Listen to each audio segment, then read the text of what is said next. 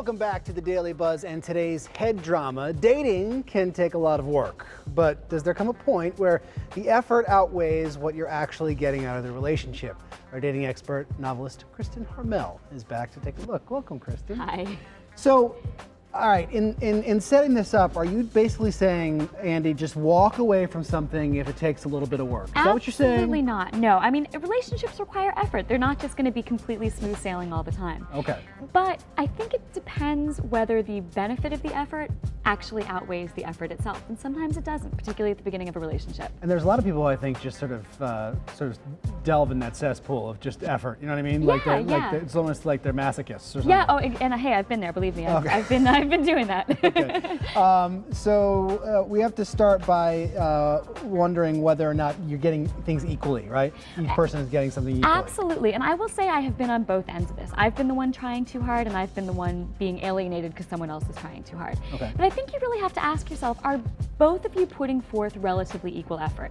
I mean, at the beginning, it might be that one person's trying a little bit harder than the other. Sure. But you shouldn't always feel like you're bending over backwards, always making the first call, always trying to get the person to do something with you. If that's the case, it's really kind of time to take a step back, maybe talk to the other person and say, like, hey, are you into this too? It might just be that you're moving a little bit too fast. And if one of you is always bending over backwards, it could be that you're into different things. Right? You have to also say whether or not you're happy more than you're stressed out, right? Yeah, and that sounds like such an obvious thing, but I think that sometimes we get so caught up in that cycle of trying to make something work that you don't stop and ask yourself, am I really enjoying myself here? Right. I mean, in a relationship, it's supposed to make you happy.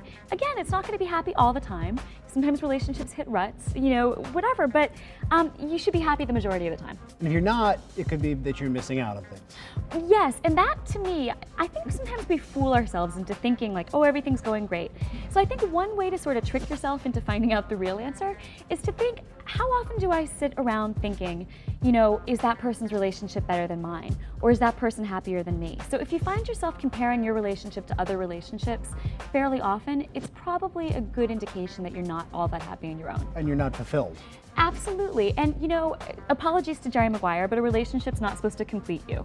But a relationship should add to your life. Otherwise, what's the point in being in one? I mean, you should be with that person because they make you happier. Okay, and you say to go with a 5 positives, 3 negatives rule? I think at the next commercial break, you need to sit down with a piece of paper and a pencil, and write down 5 things that you like about the person and 3 things that you don't like, but that you're okay with, that you're not trying to change. If you can do that, I think that you're maybe on the right track. Kristen, you complete me. And there's more from her at headdrama.com.